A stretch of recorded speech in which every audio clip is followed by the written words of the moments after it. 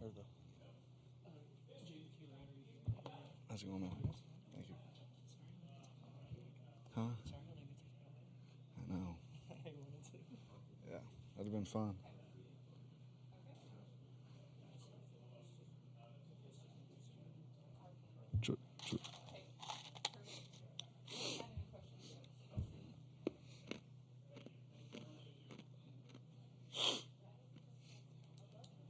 Last time I sat in here, we were talking about schemes, and Griff was like, I mean, he's the best pitcher ever. He's literally, yeah. Last time I sat in here, we just lost it to them to lose our season. You had to come in here? Yeah. Oof. It was awful. I was sitting here like... Yeah. Well, that was the last time I was in here, but it was just not to lose the season. Yeah.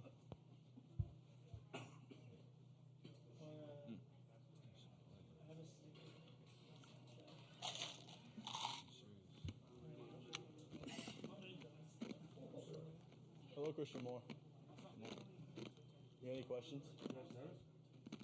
Shaking him a bit. Come right here. These are the two people I want up here. To talk? Yes, I want to.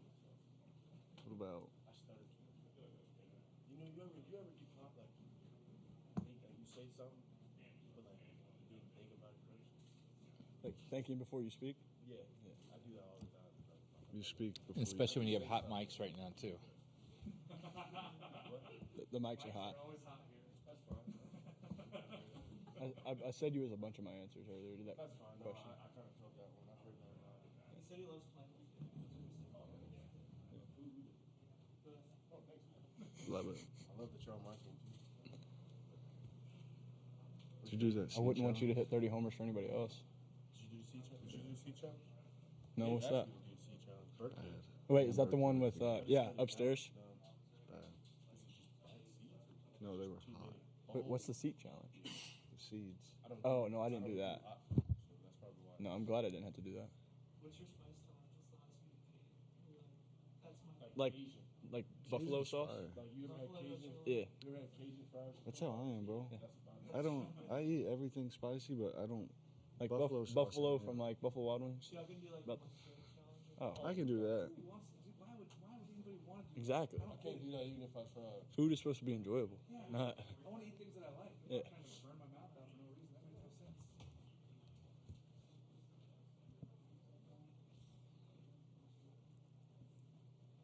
How many more practices are there? I think only 3. We're the third one. Very profitable. Nice. I felt like we were like fourth or fifth. No, we did them 3. It's kind of the old zoo time. Are we going to the zoo? And the other keeps Yeah, we We got got a lift today.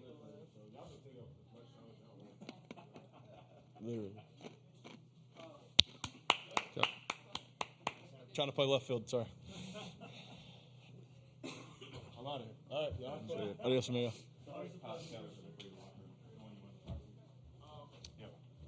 Did I get some left field time?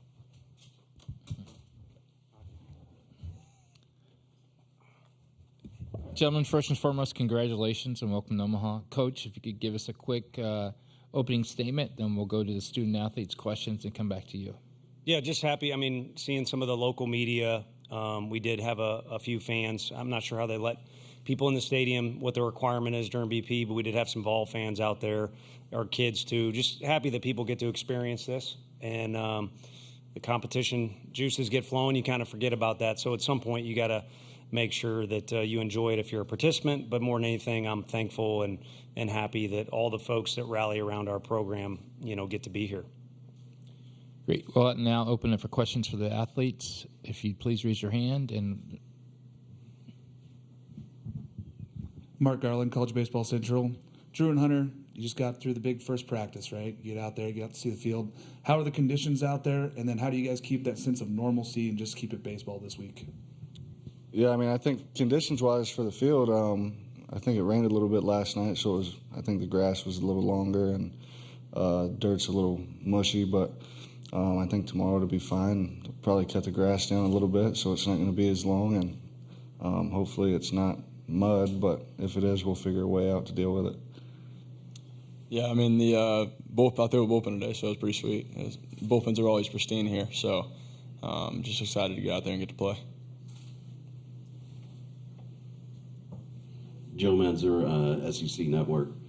I'm going to obviously want Tony to weigh on this as well later, but obviously you're aware of the history. It's incredibly hard to get here. It's incredibly even harder to win it, but how aware are you of the history? 1999 is a long time for someone to not be able to be a number one seed and not have won since then. I mean, does that just kind of illustrate how difficult it is, and how aware are you of that history?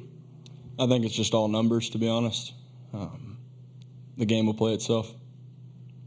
Yeah, I mean, I think it's definitely something you see floating around, you know, the internet and stuff like that, Instagram, Twitter. It definitely, I mean, it's almost impossible to not see it. But at the end of the day, the better team that goes out on the field wins. And any day it can be whoever it is. The 1 seed could beat the number 8 seed, or, you know, team that isn't ranked at all could beat the 1 seed. We've seen it happen many times, but only thing we can control is going out there and playing our game. And if we play our game, hopefully we come out with a win. We have questions. Zoom, go ahead. Go ahead. This question's for Drew and Hunter. Please chime in because you played in games here at this stage before as well. But how difficult is it to block out all the extra noise? There's a lot of fans. There's the fanfare. This is the greatest show on dirt. And you know, keep the main thing, which is go out there and play baseball. I think it's almost cool how many fans are here. There's not many times in your life you get to play in front of 26,000 people. So it's almost, you know, to me, it almost doesn't make me more nervous or more, you know, amped up. It just is, it's a cool atmosphere. So you kind of embrace it and just really enjoy being in it, to me personally. Yeah, I'd say same thing. This is pretty much why everyone wants to come play here. You know, you're kind of the main event. You get in front of all the people, but come game time, you know, adrenaline gets going. You're pretty much just locked in on the game, and everything else is just outside noise. Jake McKeever, College Baseball Central. Drew and Hunter, y'all were both here before. Is there anything that y'all are going to do differently this time that you didn't do last time? Yeah, I think a good message to relay to the guys is trying to slow everything down. I know, you know, sometimes you get out on the field and get under the lights, you want to go a little too fast or do too much. So, I don't know, I think my message to everyone would just be slow everything down and, you know, focus on what's actually going on in the game rather than, you know, trying to have a huge moment. Yeah, just piggyback off of that, especially for the pitching staff. Just, you know, there's a lot of guys on this team who have been here before, so then relaying to the guys who haven't been here that is still 60 feet 6 inches, and that, you know, it's still throwing it over the plate, still doing the same thing we've been doing all year long, just a different venue.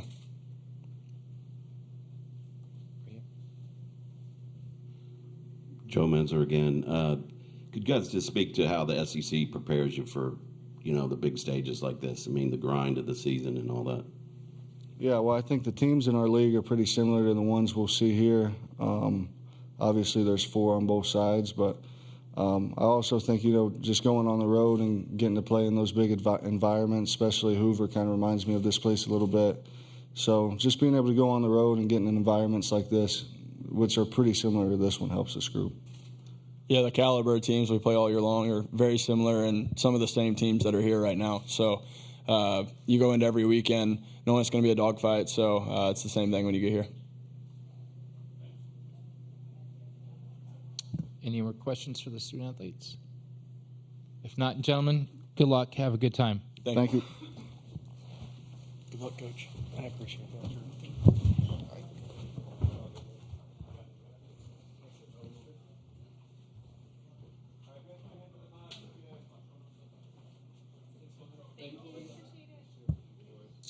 Okay, we'll open questions for Coach. We're up here front. We'll go front here, then the back. Coach Mark Garland from College Baseball Central. Does your sense of familiarity and the staff's sense of familiarity with this place help you guys in any way when you show up here and have a little bit of a game plan when you show up to Omaha? I think so. You know, all of us want to look at the itinerary and make it as productive for our guys as possible and try and put the guys in a position to succeed. but at some point, the umpire is going to yell out, play ball, and it's going to turn into warfare or whatever cliche you want to throw out there, and you're going to see nothing but good players. So it helps. There's teams that have come here their first time and done well. There's teams that have come here and, maybe had a less talented roster but done better because, that experience. So I think it helps, in a lot of different ways that are away from the field. But, again, once the game starts, you just got to play ball. And how much of a factor all those items have, like, I don't know which time you enjoy it more, your first or second, or now downtime, how it works out, how you're going to mix in family time and things like that. I don't know how much it benefits when the game or competition starts, but it certainly all, comes a little smoother, I think, as you experience it. Coach, 6 top 100 prospects alone, a lot more talent on your team beyond that. With that much talent, it's not a given that you can make it work in one room, but you guys seem to have done that, number 1 seed here at CWS. How have you been able to make that work so effectively this season with so many high-profile guys? Well, I think some of those guys have put themselves into that position, whereas maybe they weren't there a year ago or earlier in the year. So it kind of starts with that when your best or most talented players are pushing themselves to get more physical or to get better mentality-wise or mature and elevate their status as an individual, the team gets better. But I can't, with this group in particular, I can't take any credit for like making the personalities work. I'm from St. Louis. Joe Torre goes from there to the Yankees, and it's a little better roster, and it really becomes about managing egos and when to tell Mariano Rivera to go in the game. With this, I can't even say I've done any of that. These guys took ownership of that locker room in August. The most or quickest I've ever seen a freshman class merge with the older guys. And then the older guys have been about as willing as any group I've been around for leadership. Tell me where you want me to play, when you want me to pitch, how you want me to do this, and I'll go do it. It's been a unique group, and it's made work fun.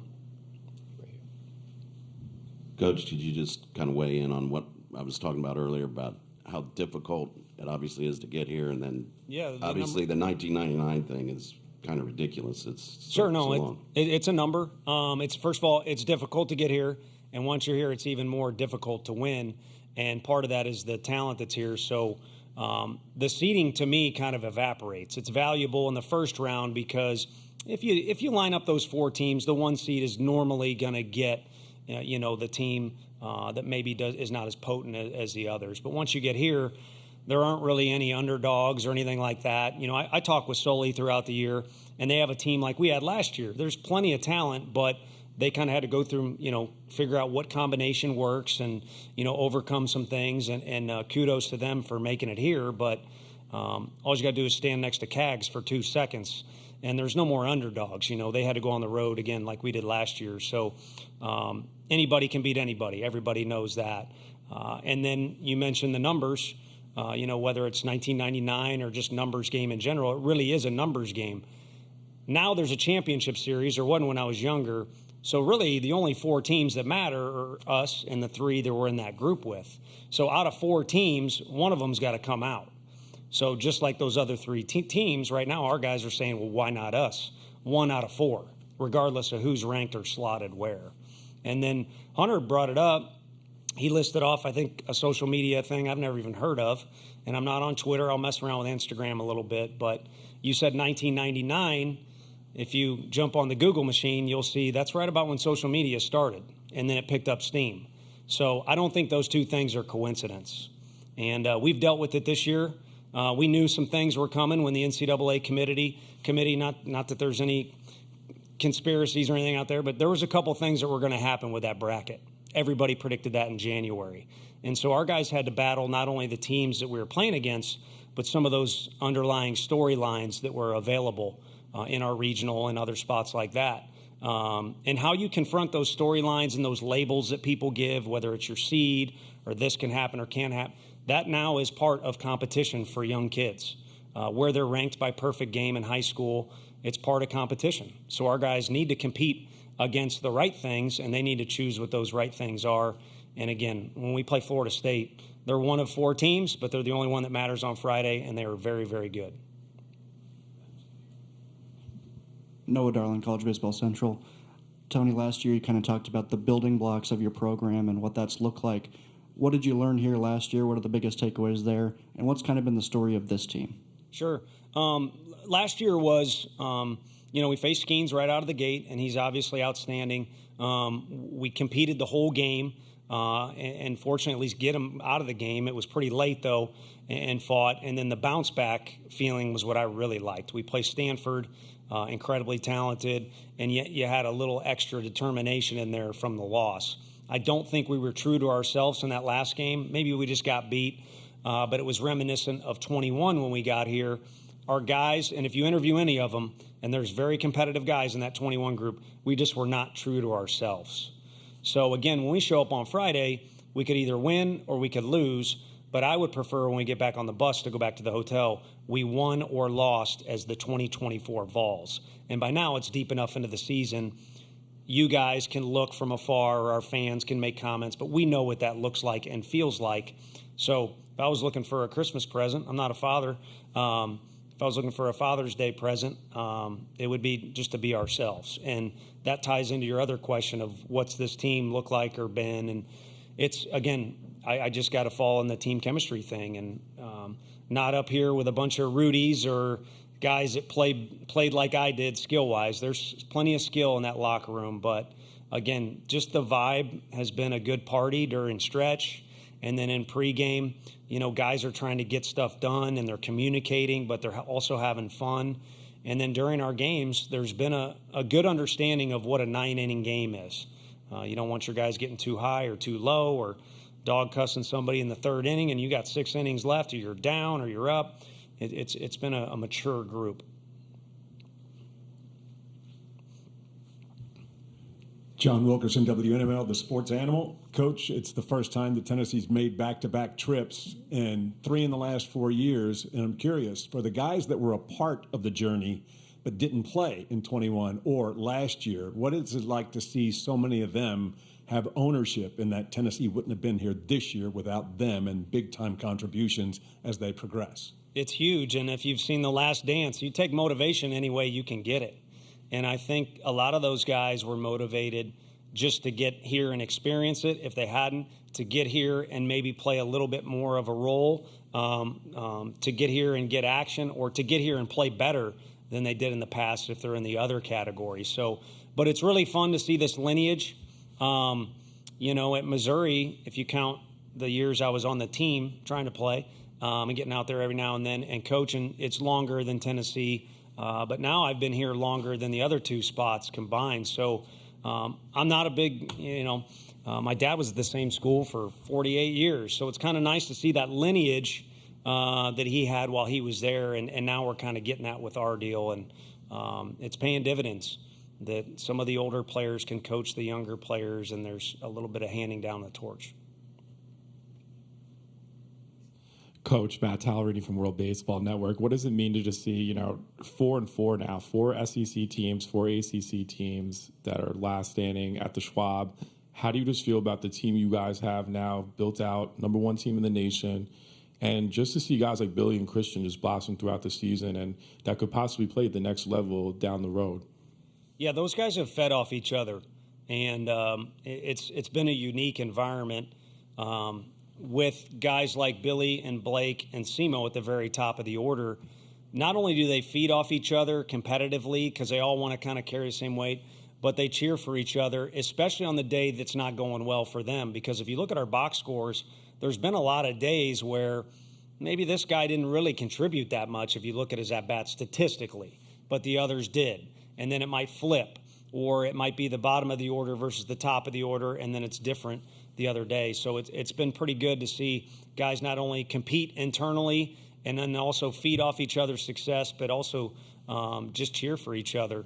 And I think overall it's good to be here as the program, who we are. There's been a lot that's kind of gone on through the season, and I accidentally went on a little bit of a rant, but we had to work to be in the spot that we're in, whether it's opinions by people or once you get to the point where someone is actually hoisting a trophy, opinions start to lose a lot of value because it was just done on the field. So I think there's still work to be done for all 8 teams that are here. I'm glad we're one of them. We get to do work on the field. But the thing that I really like is that a few more bus trips, a few more plane rides, or a few more days hanging out in the hotel. It's a fun group to do that with. Okay, right here. Jake McKeever, College Baseball Central. Coach, you've had a few guys that have had tremendous years, Christian Moore, Blake Burke. How have you seen them grow throughout the season, and what kind of leadership roles have they taken on? I think they've become more professional in their 3 years of how they've done things. And then also the theme, I would say, first year was learn from the older guys, big brother approach. Hey, we saw what you did in high school, but this is different, okay? So you got to get on board with what's going on here. And at times it was, stern influence from the older guys. Other times it was arm around them. But they really helped. And those guys watched those older kids like Trey Lipscomb and that's kind of how you're supposed to do it. And they tried to copy it. And then the next year was, kind of like drinking from a fire hose. All those guys are gone, so you asked for it, you got it. And I think it was a lot at once to handle being out there every day, being the middle of the order, being the guys expected that others look to. You got to produce. And, like the example I talked about earlier, we kind of had to work through that a little bit.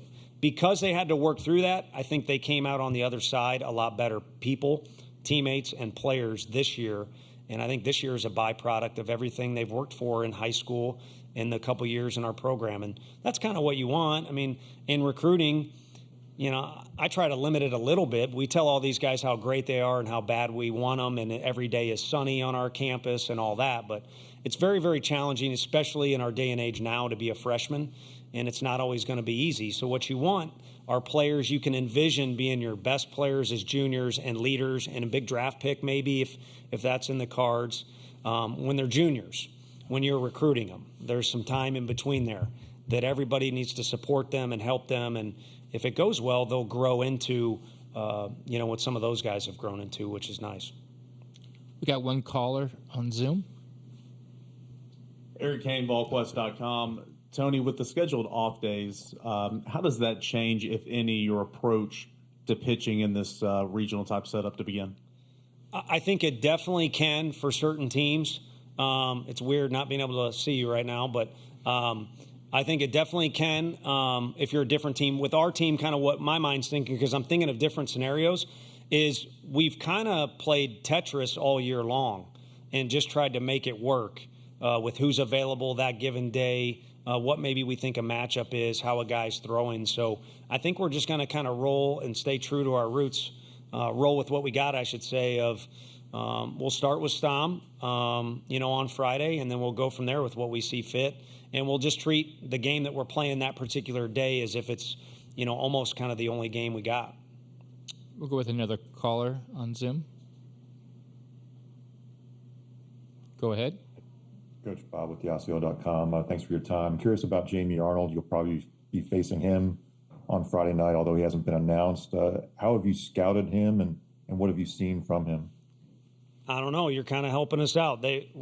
We don't know who they're throwing. They've thrown out a few names at us. So we'll just kind of sit back and relax and wait. Kind of picking up where we left off with our last game here. We went over to Creighton and just hit. So I guess that's part of the deal. When we do know who we're starting, we'll prepare as best we see fit. The DH spot is one spot that we've kind of altered some guys. Otherwise, we've almost kind of cemented and found our lineup, which is what you want to do towards the end of the year. But it could be a couple lefties with really good stuff. The one thing about Arnold, from having seen him, up in the Cape Cod, I watched a video because he played with one of our guys. He's very similar to a kid I coached named Rick Zagoni, real low slot and a really whippy arm.